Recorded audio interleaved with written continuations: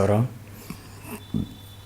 ದಿವಂಗತ ನಿಟ್ಟೂರು ಶ್ರೀನಿವಾಸರಾಯರ ಸ್ಮರಣೆಯಲ್ಲಿ ಅವರ ಪುತ್ರಪುತ್ರಿಯರು ಏರ್ಪಡಿಸಿರುವ ದತ್ತಿಯ ಆಶ್ರಯದಲ್ಲಿ ಈ ವಿಶೇಷ ಉಪನ್ಯಾಸ ನಡೀತಾ ಇದೆ.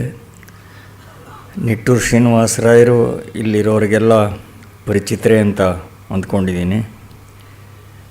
53ರಲ್ಲಿ ಅಡ್ವೊಕೇಟ್ ಜನರಲ್ ಆಗಿದ್ದರು. 55ರಲ್ಲಿ ಉಚ್ಚ ನ್ಯಾಯಾಲಯದ ನ್ಯಾಯಾಧೀಶರು. 61ರಲ್ಲಿ ಸ್ವಲ್ಪ ಕಾಲ ಹಂಗಾಮಿ ರಾಜ್ಯಪಾಲರಾಗಿದ್ದರು. 64ರಿಂದ 4 ವರ್ಷ ಸೆಂಟ್ರಲ್ ವಿಜಿಲೆನ್ಸ್ ಕಮಿಷನರ್ ಆಗಿ ನಿವೃತ್ತರಾದರು.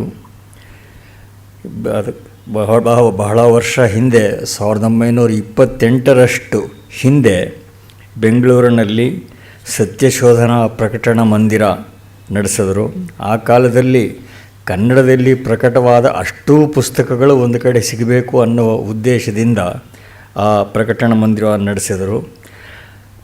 ಅನೇಕ ಜನ ಹಿರಿಯರ ಗ್ರಂಥಗಳನ್ನು ಅದರಲ್ಲಿ ಪ್ರಕಟ ಕೂಡ ಮಾಡಿದರು. ಈ ಗೋಖಲೆ ಸಾರ್ವಜನಿಕ ವಿಚಾರ ಸಂಸ್ಥೆಯ ಜೊತೆಗೆ ಆರಂಭದ ಕಾಲದಿಂದ ನಿಟ್ಟೂರು ಶ್ರೀನಿವಾಸರಾಯರ ಸಹಯೋಗ ಇತ್ತು. ಬಾಲ್ಯದಿಂದಲೇ ಅವರು ಗಾಂಧಿವಾದಿಗಳು. ಹಿಂದಿ ಭಾಷಾ ಪ್ರಚಾರ ಮೊದಲಾದ ಅನೇಕ ಚಟುವಟಿಕೆಗಳಲ್ಲಿ ಅವರು ಸಕ್ರಿಯರಾಗಿದ್ದರು. ಅವರು ಅವರ ಪತ್ನಿ 1927ರಷ್ಟು ಹಿಂದೆಯೇ ಗಾಂಧಿಯವರ ಆತ್ಮಕಥೆ ಅನುವಾದ ಮಾಡಿದರು. ಬಹುಶಃ ಯಾವುದೇ ಭಾರತೀಯ ಭಾಷೆಗೆ ಗಾಂಧಿಯವರ ಆತ್ಮಕಥೆ ಅನುವಾದ ಆಗಿದ್ದು ಅದೇ ಮೊದಲು. ಅವರು ಕಡೆಯವರೆಗೆ ಸಾಮಾಜಿಕ, ಸಾಂಸ್ಕೃತಿಕ, ಸಾಹಿತ್ಯ ಕ್ಷೇತ್ರಗಳಲ್ಲಿ ಸಕ್ರಿಯರಾಗಿದ್ದರು. ಗಾಂಧಿ ಶಾಂತಿ ಪ್ರತಿಷ್ಠಾನ, BMC ಪ್ರತಿಷ್ಠಾನ ಮೊದಲಾದ ಅನೇಕ ಸಂಸ್ಥೆಗಳಿಗೆ ಅಧ್ಯಕ್ಷರಾಗಿ ಮಾರ್ಗದರ್ಶನ ಮಾಡ್ತಾಯಿದ್ದರು. 54ರಲ್ಲಿ ಕರ್ನಾಟಕ ವಕೀಲರ ಸಂಘದ ಸಭೆಯ ಅಧ್ಯಕ್ಷರಾಗಿದ್ದರು. ಅದಲ್ಲದೆ ಇಂಡಿಯನ್ ಲಾ ಇನ್ಸ್ಟಿಟ್ಯೂಟು, ಅಂತಾರಾಷ್ಟ್ರೀಯ ಕಾನೂನು ಸಮಿತಿ, ಇನ್ಸ್ಟಿಟ್ಯೂಟ್ ಆಫ್ ಪಬ್ಲಿಕ್ ಅಡ್ಮಿನಿಸ್ಟ್ರೇಷನ್ ಮೊದಲಾದ ಅನೇಕ ಸಂಸ್ಥೆಗಳ ಸದಸ್ಯರಾಗಿದ್ದರು. 97ರಲ್ಲಿ ಅವರಿಗೆ ರಾಜ್ಯೋತ್ಸವದ ಪುರಸ್ಕಾರ ಬಂದಿತ್ತು. ಬೆಂಗಳೂರು ವಿಶ್ವವಿದ್ಯಾಲಯದಿಂದ ಗೌರವಾರ್ಥ ಡಾಕ್ಟರೇಟ್ ಕೂಡ ಬಂದಿತ್ತು. ಈ ವರ್ಷದ ಈ ವಿಶೇಷೋಪನ್ಯಾಸನ ನಡೆಸಿಕೊಡೋದಕ್ಕೆ ನ್ಯಾಯಮೂರ್ತಿ MN ವೆಂಕಟಾಚಲಯ್ಯ ಅವರು ದಯಮಾಡಿಸಿದ್ದಾರೆ. ನಮಗೆಲ್ಲ ಪರಿಚಿತರೇ ಆಗಿದ್ದಾರೆ. ಅವರು ತಮ್ಮ ವಕೀಲ ವೃತ್ತಿಯನ್ನು ನಾರಾಯಣ ರಾವ್, ಆಗಿನ ಪ್ರಸಿದ್ಧ ವಕೀಲರು, ಅವರ ಚೇಂಬರ್ಸ್ನಲ್ಲಿ ಆರಂಭ ಮಾಡಿದ್ರು. ಅವರು ಬೆಂಗಳೂರು ಕಾನೂನು ವಿದ್ಯಾಲಯದ ಮೊದಲ ಪ್ರಿನ್ಸಿಪಲ್ ಆಗಿದ್ದರು. ಅವರು ವೆಂಕಟಾಚಲಯ್ಯನವರು 75ರಲ್ಲಿ ಉಚ್ಚ ನ್ಯಾಯಾಲಯದ ನ್ಯಾಯಮೂರ್ತಿಗಳಾದರು. 87ರಲ್ಲಿ ಸರ್ವಶ್ರೇಷ್ಠ ನ್ಯಾಯಾಲಯದ ನ್ಯಾಯಮೂರ್ತಿಗಳಾದರು. 93ರಲ್ಲಿ ಸರ್ವಶ್ರೇಷ್ಠ ನ್ಯಾಯಾಲಯದ ಮುಖ್ಯ ನ್ಯಾಯಾಧೀಶರಾದರು. 1994ರಲ್ಲಿ ನಿವೃತ್ತರಾದರು. ನ್ಯಾಷನಲ್ ಹ್ಯೂಮನ್ ರೈಟ್ಸ್ ಕಮಿಷನ್, ಮಾನವ ಹಕ್ಕು ಆಯೋಗ, ಅದರ ಅಧ್ಯಕ್ಷರಾಗಿದ್ದರು. National commission for the review of working of constitution, ಆ ಸಮಿತಿಯ ಅಧ್ಯಕ್ಷರಾಗಿದ್ದರು. ಮತ್ತು ಅವರ ಅನೇಕ ಬೇರೆ ಇತರ ಸಂಸ್ಥೆಗಳಲ್ಲಿಯೂ ಕೂಡ ಅವರ ಯೋಗದಾನ ಇತ್ತು. 2004ರಲ್ಲಿ ಅವರು ಪದ್ಮವಿಭೂಷಣ ಪ್ರಶಸ್ತಿಗೂ ಭಾಜನರಾದರು. ಸರ್ವೋದಯ ಇಂಟರ್ನ್ಯಾಷನಲ್ ಟ್ರಸ್ಟ್ ಮೊದಲಾದ ಅನೇಕ ಸಂಸ್ಥೆಗಳ ಜೊತೆ ಸಕ್ರಿಯ ಸಂಬಂಧ ಅವರಿಗೆ ಇತ್ತು. ಈಗಲೂ ಕೂಡ ಇಂಡಿಯನ್ ಇನ್ಸ್ಟಿಟ್ಯೂಟ್ ಆಫ್ ವರ್ಲ್ಡ್ ಕಲ್ಚರ್ನ ಅಧ್ಯಕ್ಷರಾಗಿದ್ದಾರೆ. ಇತರ ಹಲವಾರು ಸಂಸ್ಥೆಗಳ ಸಂಪರ್ಕದಲ್ಲಿಯೂ ಅವರ ಸೇವೆ ನಡೆದಿದೆ. ಕೆಲ ಕಾಲ ಕಲ್ಕತ್ತಾ ವಿಶ್ವವಿದ್ಯಾಲಯದಲ್ಲಿ ಟ್ಯಾಗೋರ್ ಲಾ ಪ್ರೊಫೆಸರ್ ಕೂಡ ಆಗಿದ್ದರು. ಹಲವಾರು ವಿಶ್ವವಿದ್ಯಾಲಯಗಳಿಂದ ಅವರಿಗೆ ಗೌರವಾರ್ಥ ಡಾಕ್ಟರೇಟ್ ಬಂದಿದೆ.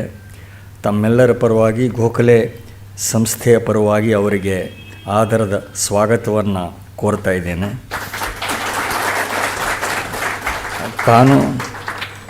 ಕಾನೂನು ಕ್ಷೇತ್ರದಲ್ಲಿ ಮತ್ತು ನ್ಯಾಯಮೂರ್ತಿಗಳಾಗಿ ಅವರು ಎಷ್ಟು ಪ್ರತಿಷ್ಠಿತರಾಗಿದ್ದಾರೆ ಅಂತ ನಾನು ಹೇಳುವ ಅವಶ್ಯಕತೆ ಇಲ್ಲ. ಅಂದರೆ ಒಂದೇ ಒಂದು ಸಣ್ಣ ಉಲ್ಲೇಖ ಮಾಡಿದ್ರೆ ತಪ್ಪಾಗಲಾರದು. ಇತ್ತೀಚೆಗೆ ನಮ್ಮ ನಾಡಿನ ಶ್ರೇಷ್ಠ ವಕೀಲರಲ್ಲಿ ಅಗ್ರಪಂಕ್ತಿಯಲ್ಲಿರುವ ಎಸ್ ನರೀಮನ್ ಅವರು ತಮ್ಮ ಆತ್ಮಕಥೆಯನ್ನು ಬರೆದಿದ್ದಾರೆ. ಆ ಆತ್ಮಕಥೆಯಲ್ಲಿ ಅವರು ಮಾಡಿರೋ ಒಂದು ಉಲ್ಲೇಖ ಹೀಗಿದೆ.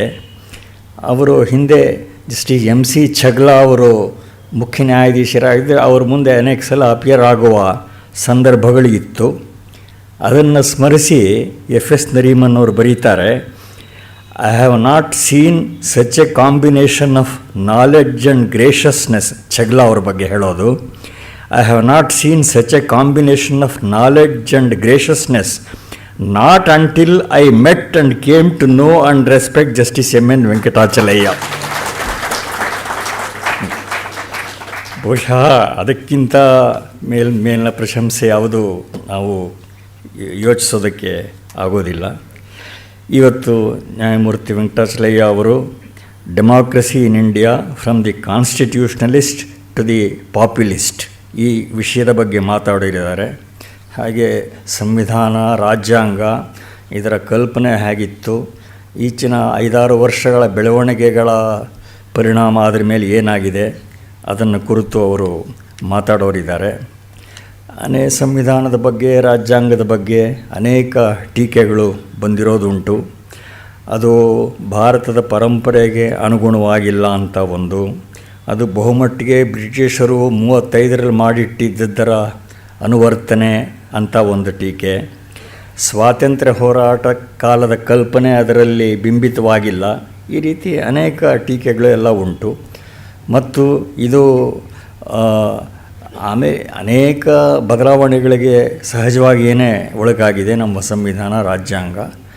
ಅದರಲ್ಲಿ ಎಷ್ಟು ಹಿತವಾಗಿದೆ, ಎಷ್ಟು ಅದರ ದೂರಗಾಮಿ ಪರಿಣಾಮಗಳು ಏನಾಗಬಹುದು, ಈ ಹಲವು ಅಂಶಗಳನ್ನು ನ್ಯಾಯಮೂರ್ತಿ ವೆಂಕಟಾಚಲಯ್ಯ ಅವರು ಸ್ಪರ್ಶ ಮಾಡಬಹುದು ಅಂತ ಅಂದ್ಕೊಳ್ತೀನಿ. ತಮ್ಮ ಉಪನ್ಯಾಸವನ್ನು ಆರಂಭಿಸಬೇಕು ಅಂತ ಪ್ರಾರ್ಥನೆ ಮಾಡ್ತೀನಿ. ಕೂತ್ಕೊಂಡೇ ಮಾತಾಡ್ಬೋದು.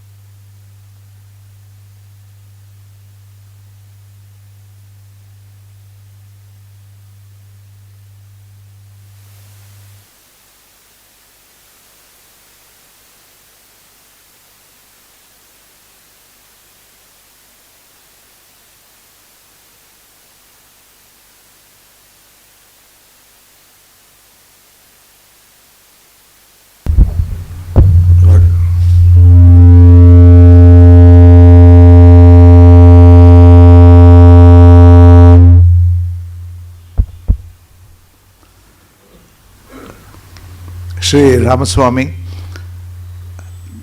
Chief Justice Rajendra Babu, Justice Shailendra Kumar, Justice Putsami, Sri Jairam, Sri Professor Sharat Chandra,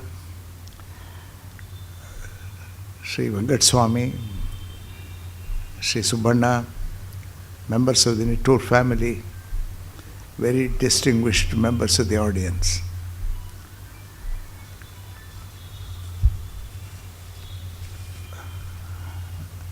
I didn't know that Ramaswamy would ensemble a very intimidating audience, and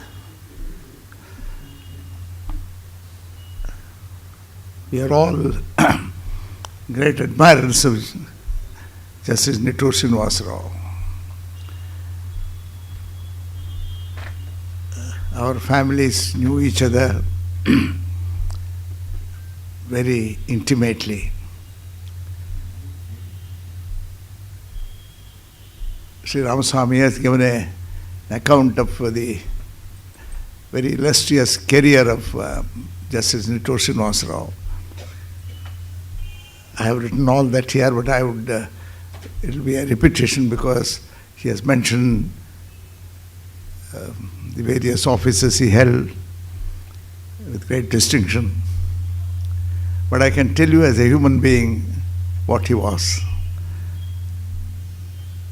Once I had occasion, and I think way back in 1953, when he was Advocate General, he had to catch a flight to Delhi. I think he was intervening on behalf of the state in the sales tax cases. He was staying in Chennai. I remember the place also. It was Lloyd's Road, where there was one Mr. Ramarao, who was an electrical engineer. He was his house guest. And the previous day I had occasion to meet Justice Nitosh. He was Advocate General then. I was also going to Delhi, so I offered to take him along with me, pick him up and go to the airport.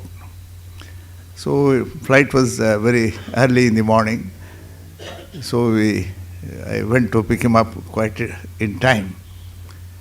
He was having breakfast with Mr. Ramaswamy. He was a very he was not a good eater at all. He was just nibbling something and insisted that I should be served a breakfast.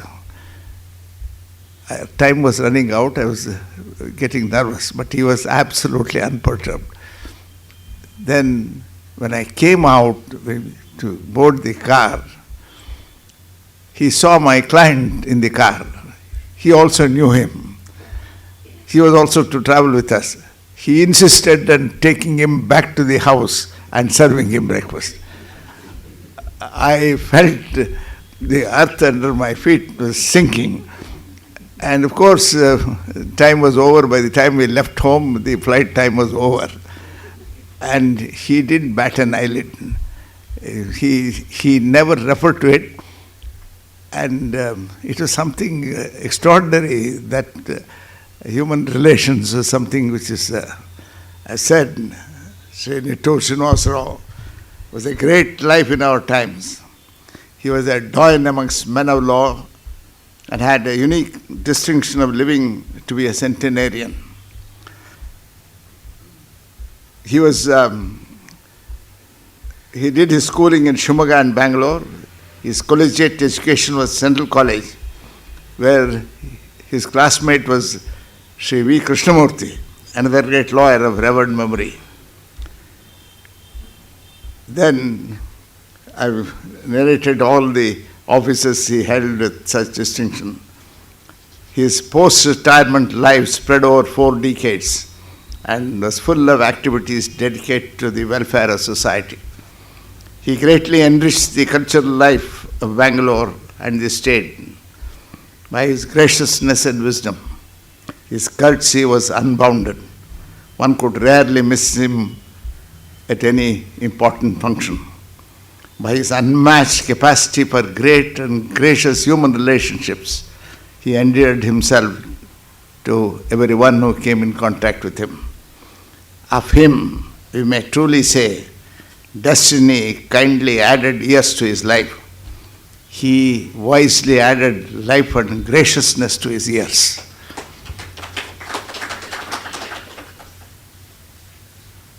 Ladies and gentlemen, the topic of today is a overdone theme. We have all been critical of our democratic performance and record.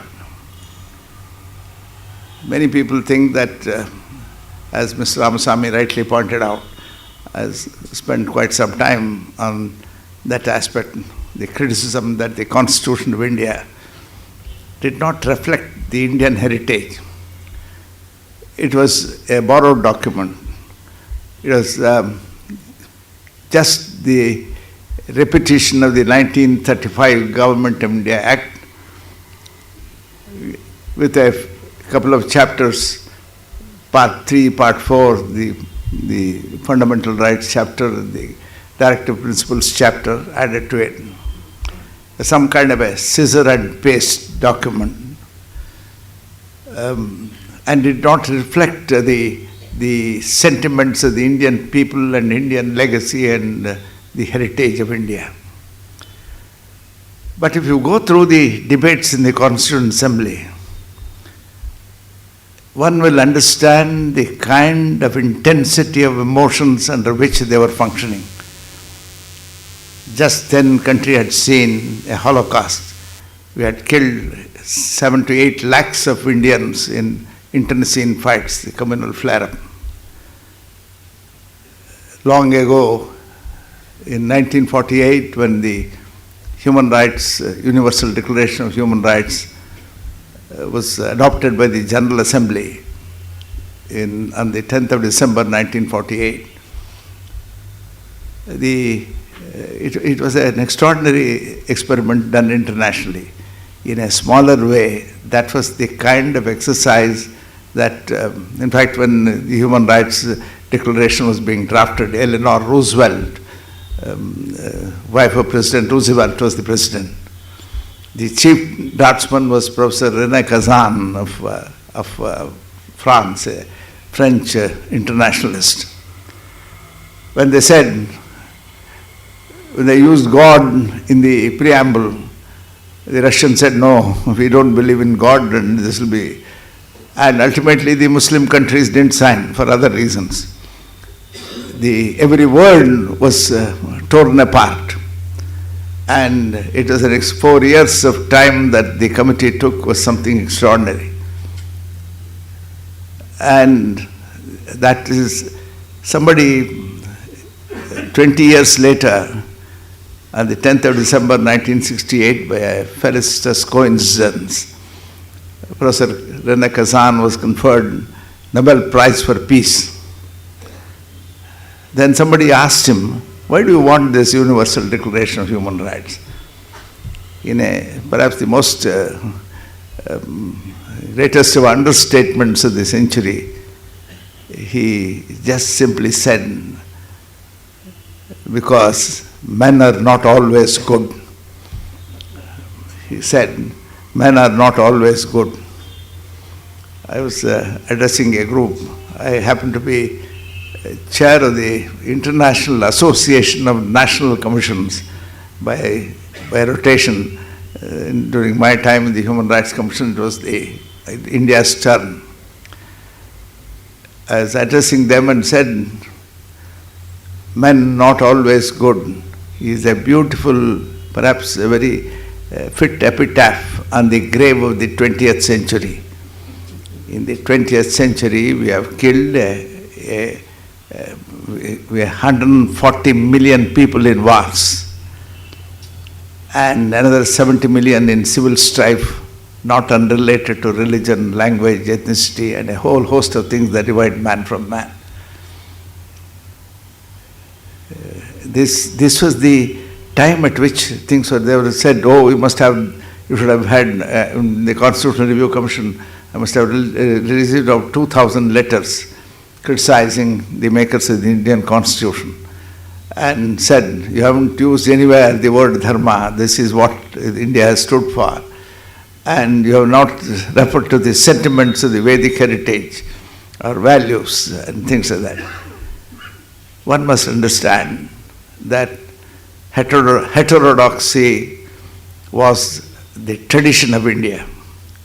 It is not the kind of orthodoxy of use. Friedrich Nietzsche said, unless there are opposites, nothing worthwhile come out. If you constitute a committee with like-minded people, 10 of them, we know I can write in advance what they would recommend. It is only when different people with different mental attitudes and views assemble, great things happen. Nietzsche said, this is something like the bow with the great tension. There are two opposite things. One string pulls it down, the bow itself pulls it out. This tension enables an arrow to go fast and furiously. This he called it the bow with the great tension. And a German philosopher advised Hitler to sow the black cotton land on a moonlit night The opposites would produce great, in fact, it is one of those German philosophers who advised him. This is what people forget when they make this criticism, that this didn't reflect the Vedic tradition, our legacy, our culture, our Upanishadic values, great as they may be. But they didn't know that the country had differing people with different views. We have 145 million Muslims in this country, 290 million Dalits, scheduled castes and scheduled tribes, 280 million backward classes. Not all of them subscribe to this view. In 1910, the Indian average life expectancy of an Indian was 20.9 years. And it became 85 for the urban female in Kerala. It didn't happen by on account of our heritage. It didn't happen on account of our spiritual traditions. This great change happened because of the breakthrough in basic sciences, in immunology, in antibiotics, in nutrition. As far as recently as 1960, there's that Bohr Committee report which tells us that in 1960, the maternal mortality rate was 2,000 in India.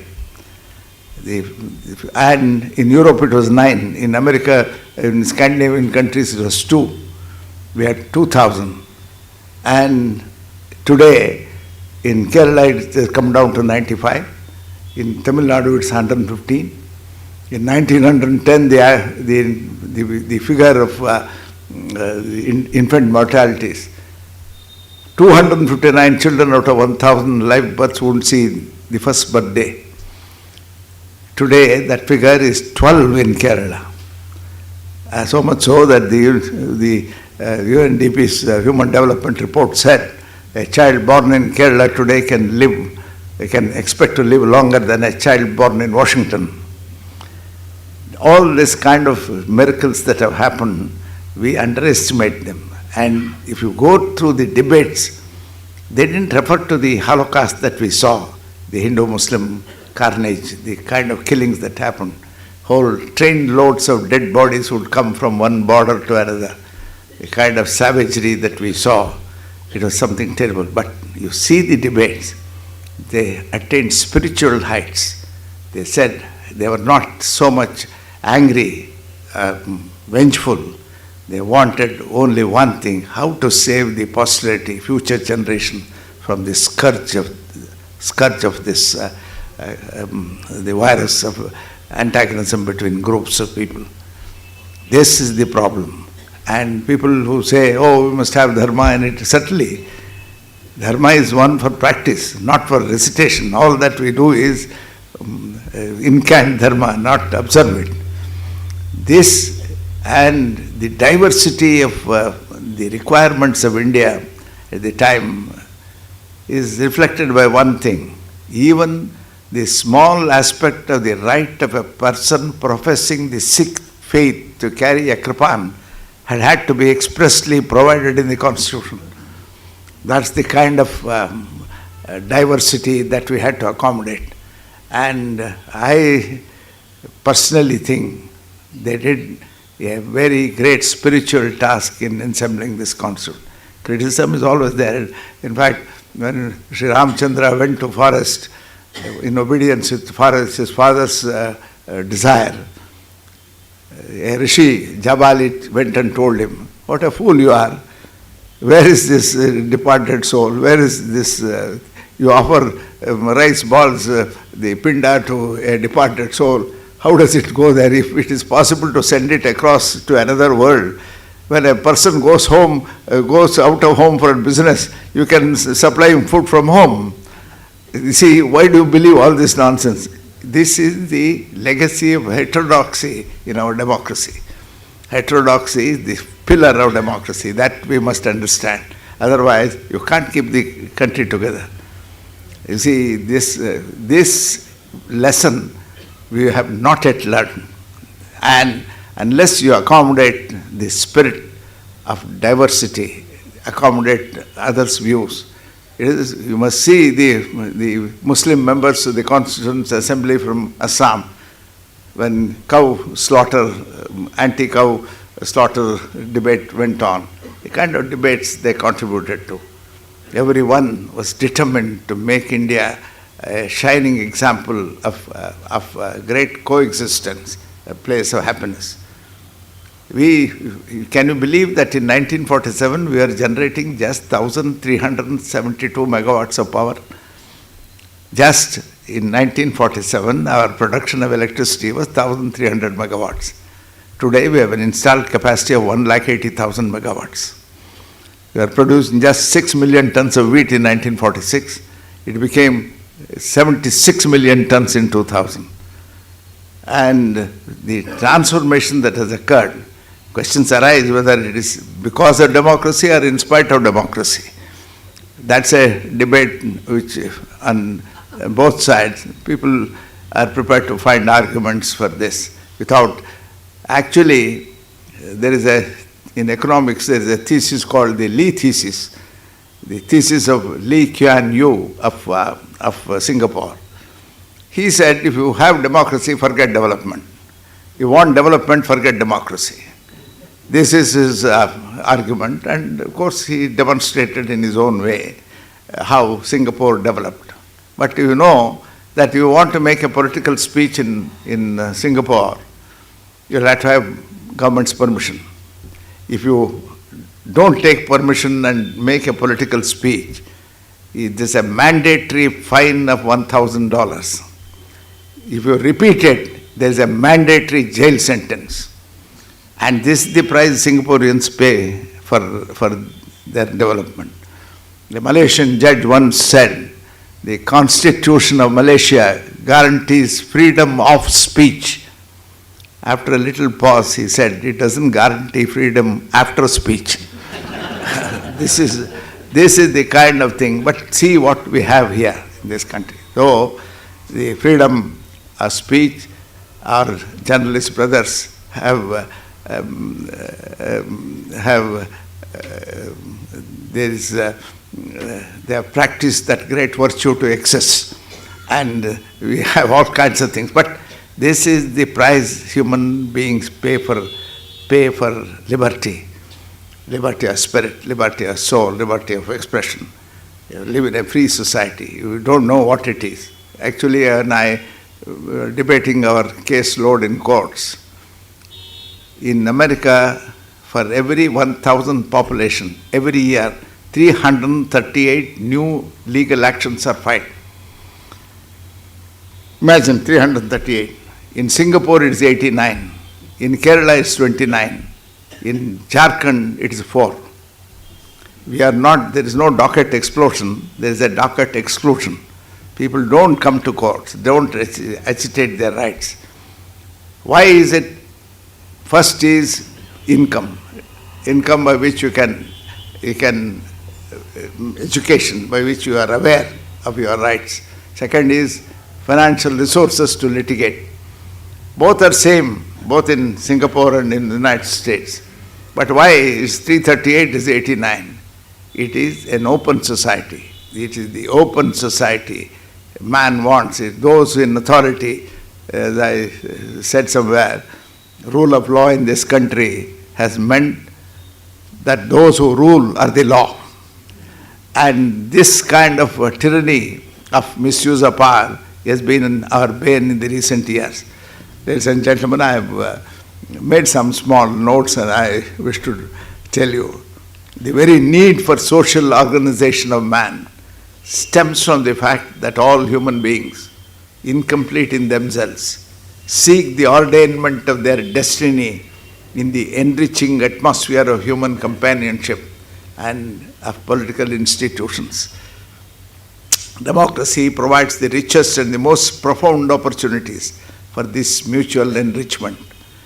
It is intended to provide the best opportunity for each member of the political organization to achieve and bring out the best in him. What then, asks Herman Fana, sets the governments going, give birth to its functions and molds its organs? Every man is an abode of interwoven complex of associative and separative tendencies, of friendly and hostile dispositions. Individual man is by himself incomplete. It is in his nature to need the help of others to complete himself. All human beings are born free and are equal in dignity. Freedom from fear and from want has been the proclaimed highest aspiration of the common people. The realization of this idea is best possible under a system of democracy. When Lee thesis was propounded, those who argued against it said, see the authoritarian rule in China. In the famine in China between 1958 and 1961, 30 million people died. And in the India's Bengal famine, the authoritarian British rule, 3 million people died. Some of them died in front of food godowns of starvation. At the same time, when successive crop failures occurred in Maharashtra, almost bordering on famine, not one person died because of a very imaginative employment guarantee scheme which was administered with great amount of honesty and integrity. In North Korea, almost 1 out of 20 has died of starvation in the ongoing famine there. The authoritarian regimes claim that they are better equipped for production and advancement of society. But statistics shows that it's not so. Actually, the argument is against that. The man's capacity for justice, says Reinhold Niebuhr, makes democracy possible, but man's inclination to injustice makes democracy necessary. But the same democratic system produced a Hitler in the heart of cultured Europe. It has similarly shot up rabble-rousers, manipulators, votaries of caste into prominence in Indian democracy. What makes the process of government complex? If man's concerns were merely of economics, like what the communists thought, governance would be a simple affair. Indeed, this simplification was attempted in Marxian economics. But really, man's mind and aspirations are far too complex and unbelievably rich and diverse. It is here that the business of government becomes difficult. You can't satisfy them by mere economic inducements. Government is not a chronometer with balances and subtle appliances. On the contrary, it is a heavy bulk of machinery which runs by forces of public need and greed of powerful groups. But then it is the power of the opposites that generates new ideas. And the capitating ball of fire of dissidence and revolt that makes democracy more exciting, at the same time most difficult as well. In the last 20 years, there have been a marked global thrust towards democracy. Long history of heterodoxy, Amartya Sen says, has a bearing not only on the development and survival of democracy in India, it has also richly contributed, he would argue, to the emergence of secularism in India, and even to the form that Indian secularism has taken, which is not exactly the same as the secularism as it is defined in the West. Dissent and heterodoxy runs through every Indian political document. The idea of India is a metaphor that opens up and rekindles a vast hope of music, a metaphor that grapples with something indefinable. The idea of India comprises and is not limited to the immensity of its history, its civilization, its enduring ways of life and thinking, its eternal verities and values. In the ultimate analysis, the idea of India is a potent solution for all that has militated against that idea through history. Today, the idea of India is up against its ultimate test. Indian civilization is underpinned by certain eternal, enduring verities. India and Indians cannot give up these values even if they want to. This is because its roots are deep and they define and condition what it means to be an Indian. The origins are lost in the mist of time, and every new archaeological discovery only unsettles our contemporary conception of this ancient land and its civilizational inheritance. In a poignant statement on the idea of India that could stand for the idea of Europe, that could stand for the idea of India as well, Will Hutton said, above all, idea of Europe must believe in Europe. It must do so urgently, not for itself, but for all those who believe in the multilateral action to create international public goods, a process which is trailblazing. Today, India too can set a trailblazing humanism in the development models. India's independence was a dramatic event in the history that profoundly influenced not only India, but in a non-trivial sense transformed the world itself. That was the culmination of the Gandhian spirit. Gandhi's technique of non-violent confrontation became his hallmark. Gandhi's Satyagraha went into world lexicon. Webster's Third International Dictionary aptly sums up the technique. And what has been the influence of Gandhi and the politics of the world, we see it enacted, we see the spirit of Gandhi enacted all over the world. The triumph of spirit over physical mind, a kind of reenactment of Gandhi's Salt March. Nehru himself was amazed at the astuteness of Gandhi and his sense of history, his sense of the spirit of the Boston Tea Party, which was somewhat similar to the Salt March. The Boston Tea Party, as it came to be known later, was the American colonists' reaction to the monopoly of East India Company's over tea trade in America. Aware of the East India Company's relentless barbarity, its black, sordid and cruel avarice, the colonists had dumped 342 chests of Indian tea into Boston Harbor. At another place, they burned the tea and the ship that brought it also. In the USA, Martin Luther King, in his Stride Towards Freedom, wrote, "The choice is no longer between violence and non-violence. It is a choice either of non-violence or non-existence." Far from being a local experiment, the technique of this non-violent confrontation has caught the imagination of the oppressed people all over the world. It deeply influenced and charged the course of political developments in many parts of the world, like South Africa, USA, Czechoslovakia, Philippines, and elsewhere. Gandhi and non-violent doctrines of ahimsa and satyagraha refer to this proliferation of Gandhian technique. In fact, Martin Luther King Jr. was 26 years when he started that Montgomery bus strike.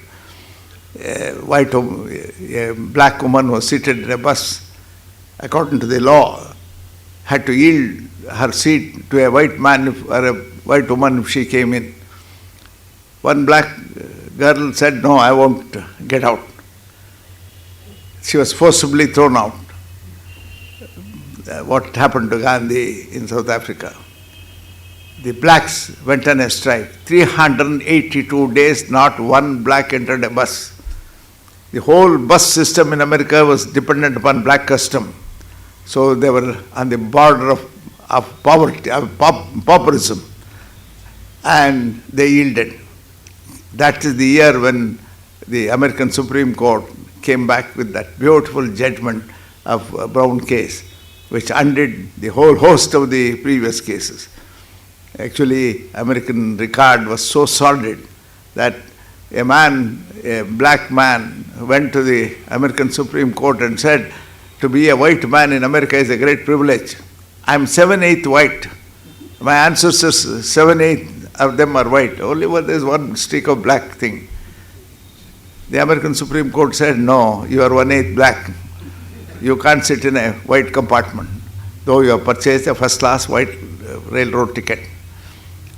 And then in 1847, a slave went, a free man, he paid his slave master the price that he had paid for him, bought his liberty, went to the American Supreme Court and said, "Declare me a free citizen." They said, no, you're a black man. So a free man went to the American Supreme Court, came out as a slave. This is the tragedy of the American judicial system. And all that was set right in 1954. And thereafter, within 40 years thereafter, a black man became the chief of the defense forces, and 50 years later a black man became president of the United States. That is the power of the judicial, great judicial exploit can change, can have civilizational changes in a country. This is the importance of human institutions. And the point which I wish to make is that democracy may be defined as the dwelling place which man has built for the spirit of liberty. Constitutional democracy is one where the majority will and the majority rule is controlled and directed by the constitutional principles. T.S. Eliot quipped sarcastically, when a term has become so universally sanctified as democracy, I begin to wonder whether it means anything at all. It may mean too many things. Louis Brandeis said, we can have democracy or we can have concentration of wealth in the hands of a few, but we cannot have both. See what he said. We can have democracy or we can have concentration of wealth in the hands of a few. We cannot have both. It's something like the old statement that a country cannot both be ignorant and free. It cannot be both ignorant and free. The right of dissent is the hallmark of democracy, and its reality can be directly measured by the extent of the freedom and accommodation it accords, not merely to ideas we accept, but to the ideas we detest. In the memorable words of Justice Frankfurter, democracy involves hardships. This is the where people don't want hardships, they want democracy. Democracy involves hardships. The hardship of the increasing responsibility of every citizen, where the entire people do not take a continuous and considered part in public life. This is what Mr. Gundappa always said. This is the participation of the public. There can be no democracy in the real sense of the term. Democracy is always a beckoning goal, not a safe harbor. For freedom is no unremitting endeavor, never a final achievement. That is why no office in the land is more important than that of being a citizen. The office of the citizen is the highest office in democracy and in any land. You have a whole host of dramatic things about it. We need also leaders who are sun-crossed, sun-crowned, above the fog in public duty and in private thinking. Unless you have leaders who are sun-crowned, above the fog in public duty and in private thinking, you can't have democracy. This is what the constitutional essential minimal requirements of democracy are listed.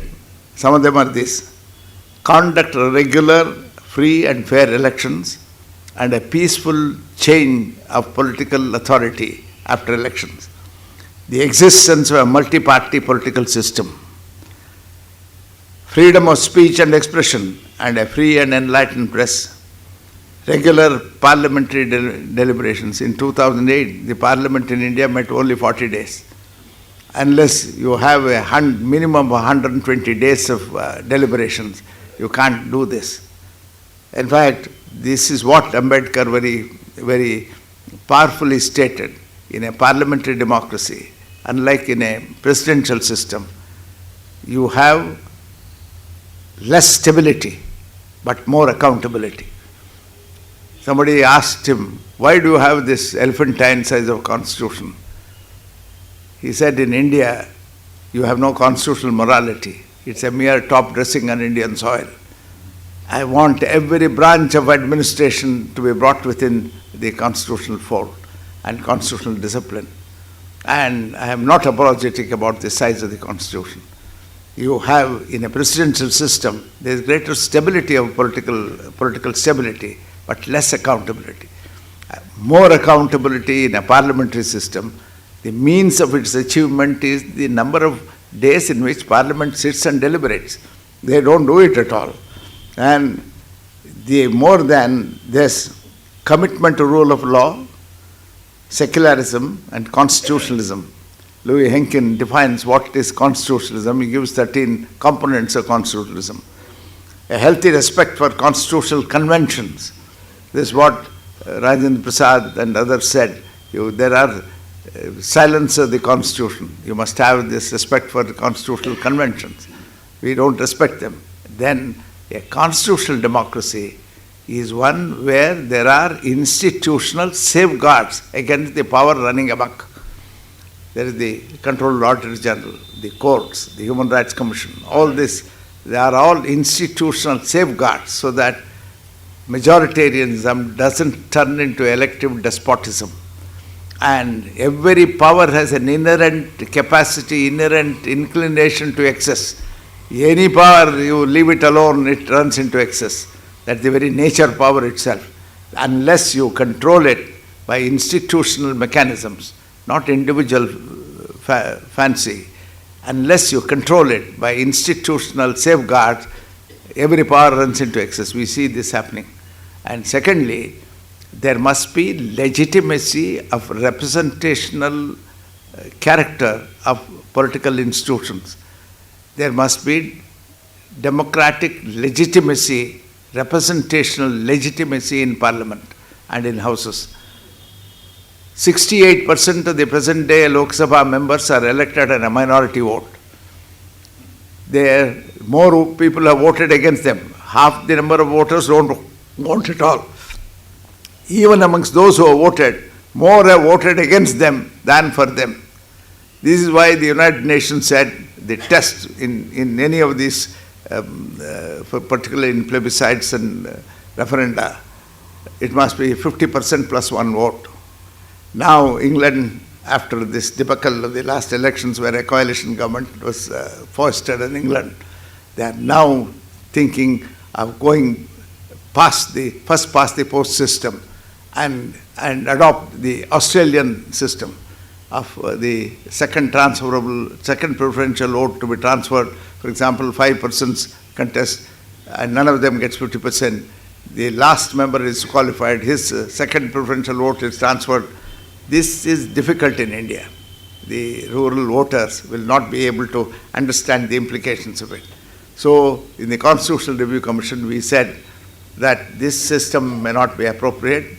If none of them gets 50% plus one vote, the top two will go into a runoff election. That's the French model. And in the runoff thing, whoever gets 50%, one of them necessarily gets 50%. But if the voting is less by 5 or 10% in the number of votes, this election is not disturbed. But for example, a person gets 49%, another fellow gets 35%. You can't put 35%, 49% together and go to a runoff. 49%, if the difference is more than 10%, it must be deemed to be 50%. There are some qualifications. I mean, this is an endless debate. The whole world is engaged in this. And England, particularly now, are greatly concerned with the famous two-party system in England has vanished. It is, many parties have come up now, and some of them have got into, just last week I shared a platform with one of the ministers in the British cabinet, who was of Indian origin, Baroness Verma. She was telling us about the kind of thinking that Dr. Ambedkar lucidly explained why India should prefer the parliamentary system, which may not, unlike the presidential system, assure much stability, but will enhance accountability. India's constitution was sometimes criticized for its elephantine size, and he said, I make no apologies. When the Indian constitution was framed itself, when the universal adult franchise was adopted under the influence of Gandhi and Nehru, they called it the biggest gamble in history. if you see the American press of those days, they said this won't last. The ignorant Indian voter will not be able to make it, and this will be a disaster. But Newsweek brought out on the 60th year of Indian independence, and the 13th of August, 2007, 13th of August, a special issue came. There are 2 articles which spoke of Indian democracy. It said it's a robust democracy, but they said it is rowdiest and chaotic. It is a robust democracy, but rowdiest and chaotic. And they paid a left-handed compliment that it is an enduring democracy. And then they spoke of India's economic progress. If India made this kind of economic progress that it is likely to make, the first time any country in the world would have built this kind of prosperity, not through the raw muscle of the factory, but on account of its brain power. This is what they predicted would be the India's prospects. But the problems are this. Today, the problems are different, and all this has bin summarized in a sort of way in a very beautiful document the American Intelligence Council has produced. It's called the Mapping the Global Future. It's called Global 2020. They have extrapolated prosperity and poverty prospects by 2020 of all the countries. And they say, and not without justification, even by 2020, United States of America will retain its economic, military and technological superiority. About India and China, they say, they analyze the weaknesses of these countries. They will make great strides, but in India, they say, these are the factors, including terrorism, internal dissensions, the quality of democracy, and this will pull it down.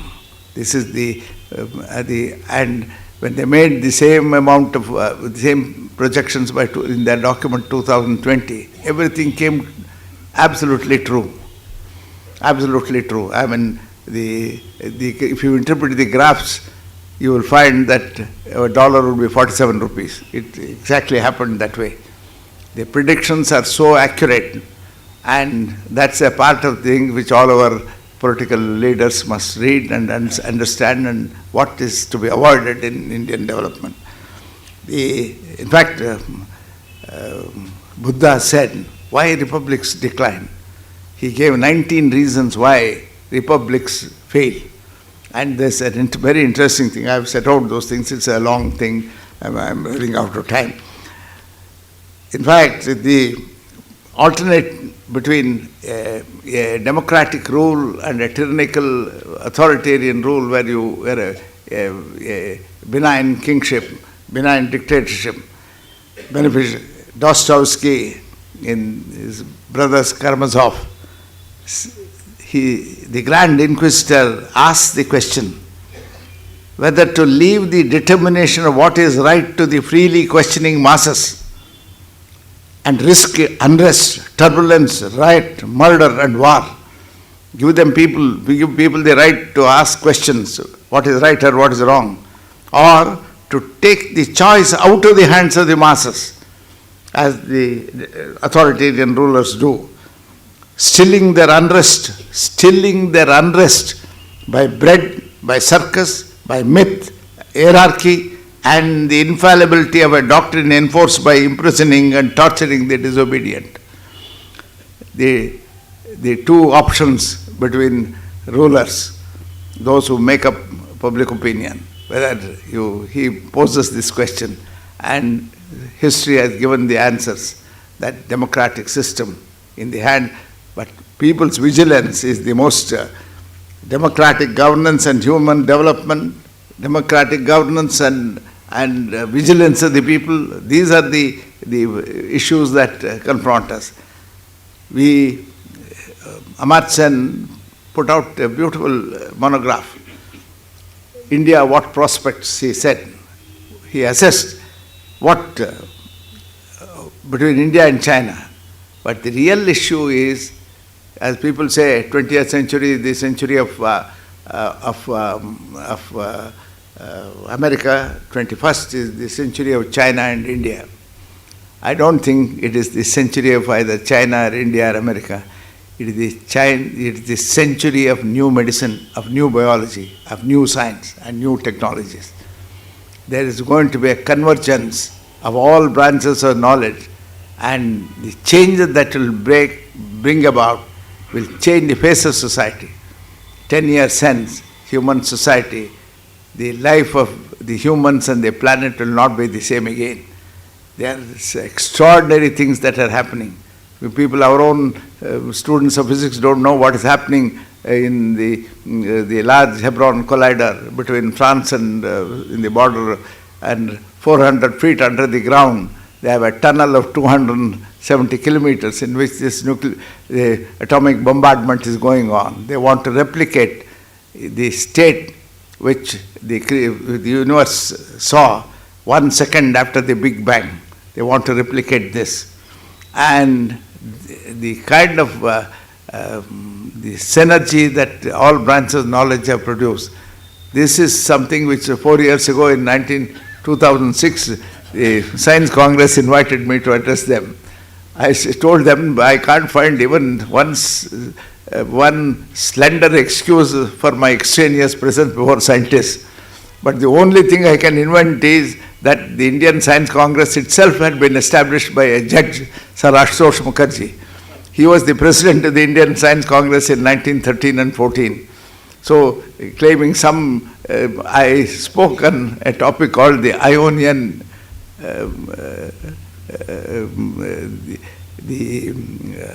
I called it the Ionian excitement. That is, a philosopher there, a Greek philosopher said, studying branches of knowledge in isolation, biology, physics, chemistry, will not produce any technologies or means of good. It is the convergence, the theory of everything. And he spoke 2,500 years ago of the need of all branches of knowledge to merge. And this has been referred to by Donaldson in a book called Consiliences. I think Professor Rishad Chandra would be the competent person to speak on it. And this is happening in this decade. And this is going to be, and the most interesting thing is, in 2008, the French president, Nicolas Sarkozy, who is famous for many other things as well, but did one sensible thing. He constituted a committee, a commission called the Measurement of Economic Performance and Social Progress. That committee consisted of 20 eminent philosophers, economists and thinkers. And that committee gave a report on the 4th of September 2009, last year.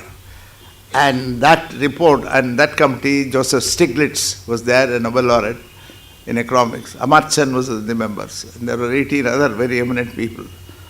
They said that the new economic vehicle of the future will have a different dashboard with new dials for measurement of criteria other than those which are excluded by the present estimation of GDP.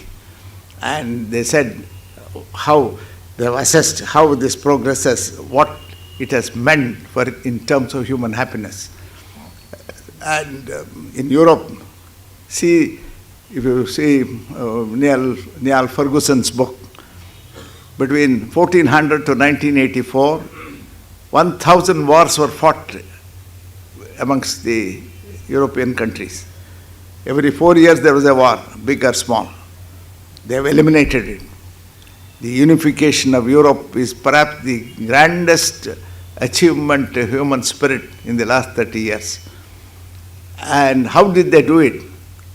When two Germanys were united, everybody shouted. The Deutsche Bank put out a document is the most professional bank. It estimated all the adverse economic consequences this unification of two Germanys would bring about.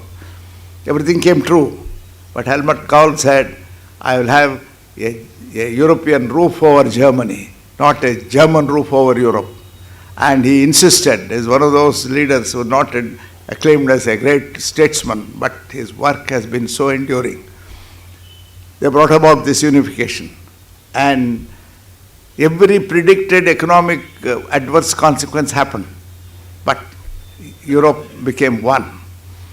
And they have a common currency, they have a common visa, they were almost about to have a common constitution, which they will have perhaps, but for the trouble that England is creating to withdraw. One of the topics of English debate today is whether they should withdraw from the European Union. But the kind of thing is they have eliminated war. How did they do it? They set up seemingly inconsequential supranational treaty bodies. You had the European Heritage Commission, European Transportation Commission, any number of commissions which are all treaty bodies. All the countries joined together and put it up. They didn't do much work. Eminent people of those countries were brought together. They built up a public opinion in their own countries of the good that could happen by their joint functioning.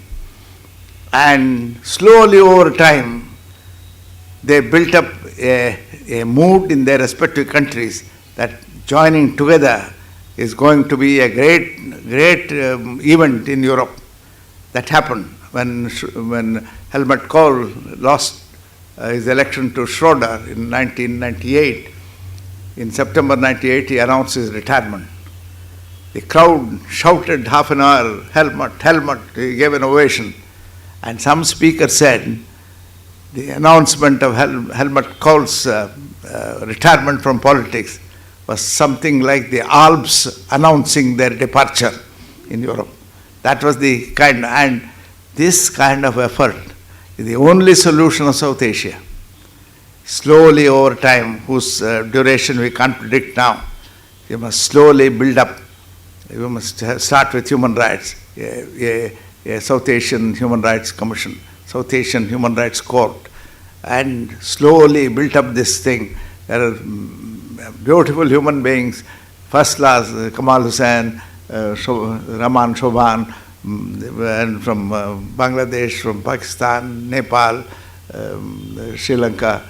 All of them should, over a period of time, let it be 20 years, if they function together and produce a South Asian Union like the European Union, not exactly the same thing, it's not a federation, it's a federal-like structure where this kind of internal conflict, which we have not been able to solve for nearly 70 years now, will all slowly get dissolved in the common bond of a federal-like structure.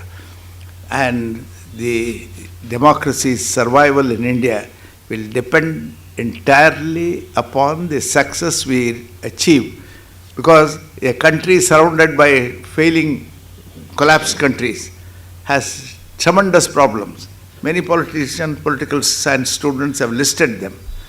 Some of them have listed 29 of them, how it happens. And all of them have occurred. Migration of people, smuggling, financial laundering, money laundering, all these kind of things we have seen. And to survive this, the only solvent is a federal-like structure like the European Union. And this, unless we do it, democracy will not survive in this country, because the centrifugal forces are more powerful than the centripetal forces. And the more the centripetal rightist wings operate, the greater will be the velocity of the centrifugal forces. It will be not only directly and diametrically opposite, it will be much higher. My own personal assessment is, the more you insist upon centralization and regimentation, the right-wing thinking, the less are the chances of it surviving. And when safeguards are gone, a constitutional democracy becomes a populist democracy. Between a populist democracy and mob rule, there is only one step. We have reached that. In many states, we have reached that state of mob rule. When a low-energy democracy, there are definitions of what a low-energy democracy is. There's a brilliant professor in Harvard, Hon'ble, who is now the Minister for Strategic Planning in Brazil. He defined what a high-energy democracy and what a low-energy democracy is. In a low-energy democracy, if constitutional democracy degenerates into a populist democracy, which we see, it has ceased to be a constitutional democracy, it's a populist democracy. It's democracy nevertheless. If it happens, the chances of it recovering in a low-energy democracy are absolutely nil back to the constitutional democracy. It will degenerate and will have something like the South African thing. Yeah, Kwame Nkrumah, he erected his own statue in front of the High Court building in Accra, and underneath he etched in granite, "Seek ye the kingdom of politics." He distorted a biblical exhortation. "Seek ye the kingdom of God." Instead of that, he says, "Seek ye the kingdom of politics. All else shall be annexed unto you." That still is there, and it shocked the whole world, but it reminded of the cruel realities of political life. In Hitler's Germany, when Alan Bullock, when writing about it, he said, street gangs came into the possession of the resources of a great modern state, and he added, gutter came to power. I don't know whether that expression is true of ourselves, our own thing. He said, gutter came to power. Hitler never ceased to boast it was by democratic vote, by popular democratic vote. And the solution lies in an enlightened leadership. There must be statesmen who will think of 20 years and not their immediate next elections, and build up a consensus amongst the South Asian countries to bring up. Actually, I was inaugurating a federalism conference, Swedish initiative. I said, in such a case, the northeast of India, northeast would be the center of this, almost a center of this thing. You can have beautiful golf academies where Japanese will fly and play golf and go. Speaking of the fertility of the land there, the alluvial Brahmaputra alluvial soil, people metaphorically say, if you go on a walk, stick your walking stick and go up the hill and come back, by the time you come back, the walking stick would have sprouted. That's the fertility of the soil. And this is a great land, and we have great rivers, mountains, and the new business opportunities must surround what is in plenty. We have plenty of sunshine, plenty of seashore, plenty of mountain, plenty of rivers. Globally, there are 1 billion tourists touring all over the world for pleasure, globally. France is the most desired first preferential destination. Next is Spain. France gets almost 80 million tourists. Singapore has a population of 2.8 million. Their tourist population is 9 million, 3 times their population. India, with 1,100 million, is not able to attract even 4 million international tourists. This is the plight of our administration. It's a direct reflection on the kind of confidence the international community has in our administration and our security people. It is dismal. Actually, Justice Rajendra Babu would say how many complaints we receive from ordinary citizens who work for their daily bread and live a precarious existence, how they are harassed by power people in authority. If just for 6 months our people in authority, officers, ministers, just stop receiving bribes, just for 6 months, a bribe holiday, like a tax holiday, and then when a man comes to them, see whether he can do the work immediately then and there. If it is not a question of giving government money, if a man wants to build a small house and takes a plan, he must wear off 2 pairs of shoes, walking up and down. They raise questions in installments, not only one. They say, where is your kata? Where is your... Not in one go, in installments. there's a Pakistani serial which come up, Bakre Kistope, Bakra in a sheep in installments. That's a serial which was a very beautiful serial. This is what our administrators play. As it now stands, there is no chance of our constitutional democracy coming back, our mob rule coming back to this, unless some fundamentally difficult decisions are taken. And there are experts. I can't speak of what the remedial measures are. The remedial measures are in the hands of great administrative thinkers. We have come across beautiful human beings in administration. I thought the best men were in the judiciary till I saw outside. The best men are not in the judiciary, they are outside in the public, in this thing. Of course, there are best men here. There are exceptions to or perhaps the majority of them are good. But unless you see the outside people, the bureaucrats, public-spirited men, and you like professors here, you must all join together and incessantly, compulsively think of what we should do and make the life of the ordinary man. Today, drinking water is, you can't pay 14 rupees for a water is costlier than milk today.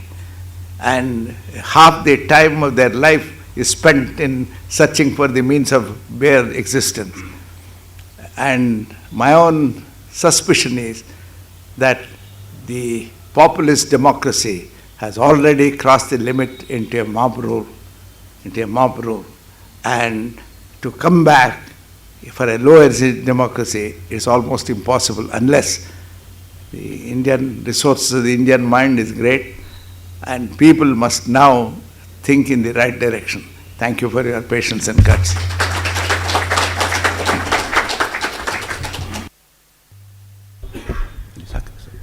Yes, sir. Sir, unlike other democratic nations in the world, India is predominantly a heterogeneous country, as you have said. Nothing is alike here. We differ in language, differ in race and religion, so on also. So in spite of all these hurdles, we have been successfully practicing democracy for the last so many decades and proved ourselves as the biggest democracy in the world. Higidru kuda, in spite of all these things, why the Western democracy look us at with suspicion? They do not dislike, they dislike us, or they do not support us. To give you an example, in the recent United Nations General Secretary General elections, they supported Ban Ki-moon of South Korea than our Shashi Tharoor. And in trade and commerce, they support China than in India. In the political field, they always uphold Pakistan. They set up Pakistan against India. What may be the reason, sir? Is it our fault, or are we not properly representing our case towards Western nations? It appears a man went to a psychiatrist complaining that he had an inferiority complex. The psychiatrist examined him and told him, "You have no illness, you have no complex, you are inferior, don't worry about it." This is what he said. Here, I tell you, your self-glorification, why people distrust us. Pakistan-USA relationship is based on something else. In politics, as Palmerston said, there are no eternal friendships, there are no eternal enmities, there are only eternal interests in politics. Pakistan is a nuclear power. One is not sure whether they would use that power without a sense of responsibility. India will not do it. So it is to balance the possibility of a nuclear retaliation that they have to play this game. I think it's an instinct of self-preservation, how they have to balance the interests. If they side with India too much, Pakistan will be hostile to them. If they annoy India, India won't use weapons of that kind. But they're not sure whether the traditions of the Islamic countries would be the same as that of India. Therefore, the second problem is it is not the international relations, it is the internal situation, drinking water, food, drinking water, epidemics, healthcare, We have, you know, I can give you any number of instances. We have 60 trillion, 60,000 billion is the international GDP, I mean global GDP. Our share is 1.1 trillion. We are just 1.5%. We are 17% of the world's population.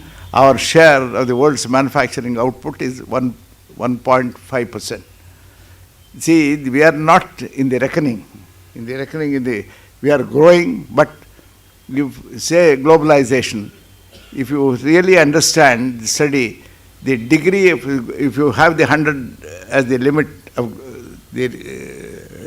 globalization, reach potential of globalization, our degree of globalization today is just 3%, 3 out of 100.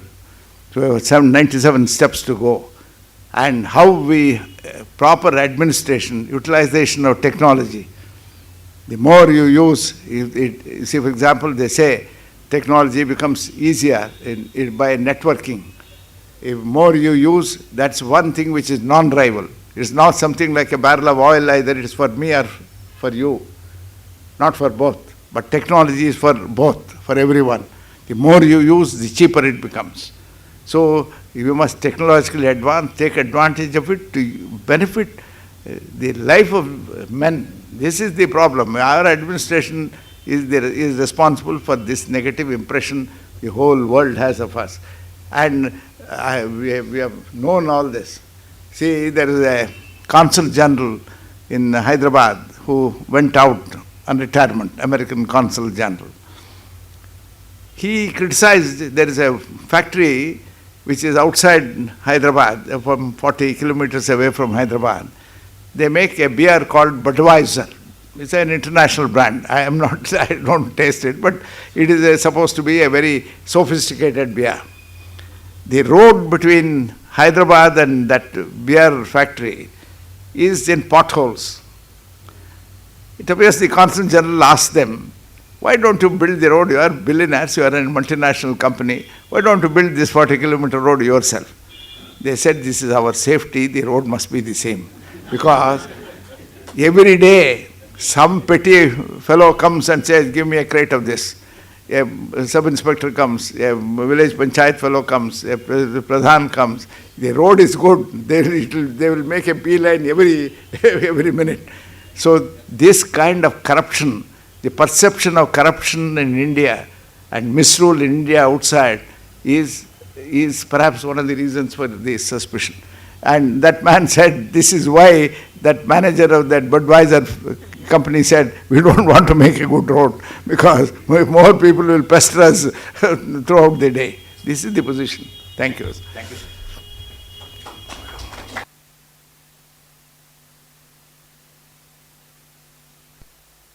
What about the provision for recalling a public ability in democracy? That is being one of the options which is seriously being considered for a recall.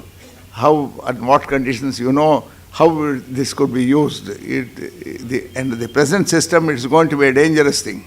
A good man will be recalled. The bad fellows will remain. That's it.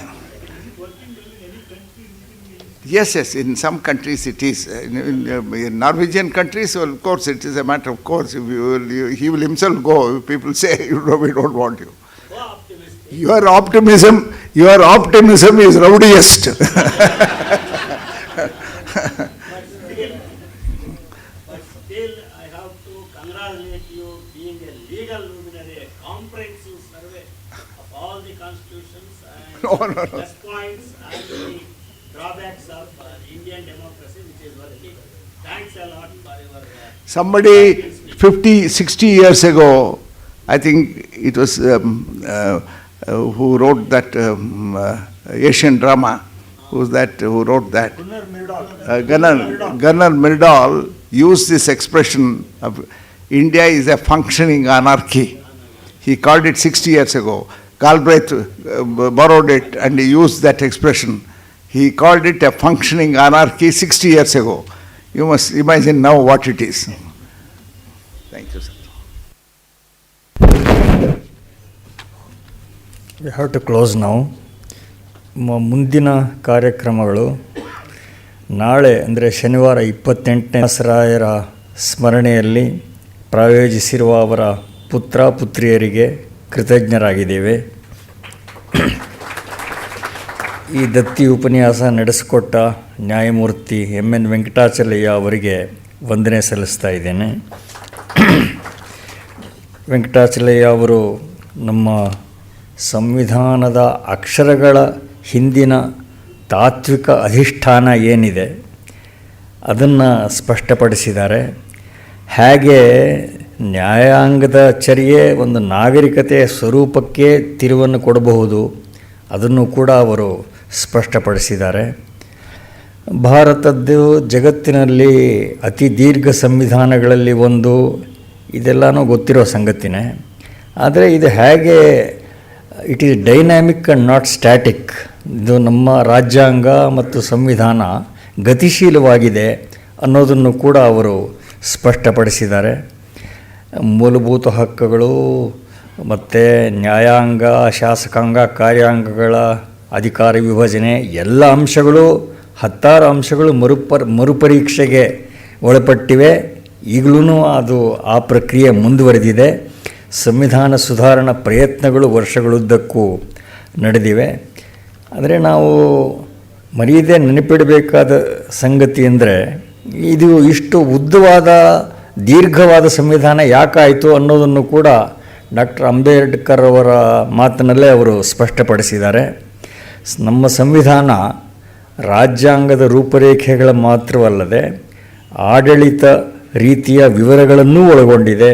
ಕೇಂದ್ರ ರಾಜ್ಯ ಸಂಬಂಧಗಳು, ನಿರ್ದೇಶಕ ತತ್ವಗಳು, ಕೆಲವು ವಿಶಿಷ್ಟ ವರ್ಗಗಳ ಹಿತರಕ್ಷಣೆ, ಇಂಥ ಹತ್ತಾರು ವ್ಯಾವಹಾರಿಕ ಅಂಶಗಳನ್ನು ಕೂಡ ಒಳಗೊಂಡಿದೆ.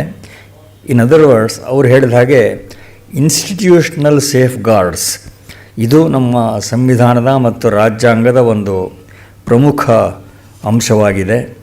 ಮತ್ತು ಎಲ್ಲಕ್ಕಿಂತ ಹೆಚ್ಚಾಗಿ ಅವರು ವೆಂಕಟಾಚಲಯ್ಯನವರು ಹೇಳಿದ ಹಾಗೆ democracy is always a beckoning call and not a settled harbour. ಇದನ್ನು ಕೂಡ ನಾವು ನೆನಪಿನಲ್ಲಿ ಇಟ್ಕೊಳ್ಬೇಕಾಗತ್ತೆ. ತುಂಬ ಉದ್ಬೋಧಕವಾದ ಉಪನ್ಯಾಸಕ್ಕಾಗಿ ಡಾಕ್ಟರ್ ಎನ್ ವೆಂಕಟಾಚಲಯ್ಯ ಅವರಿಗೆ ತಮ್ಮೆಲ್ಲರ ಪರವಾಗಿ, ಗೋಖಲೆ ಸಂಸ್ಥೆಯ ಪರವಾಗಿ ಹಾಗೂ ನಿಟ್ಟೂರು ಶ್ರೀನಿವಾಸರಾಯರ ಪರಿವಾರದ ಪರವಾಗಿ ಕೃತಜ್ಞತೆಯನ್ನು ಸಲ್ಲಿಸ್ತಾ ಇದ್ದೇನೆ. ನಮ್ಮ ಸಂಸ್ಥೆ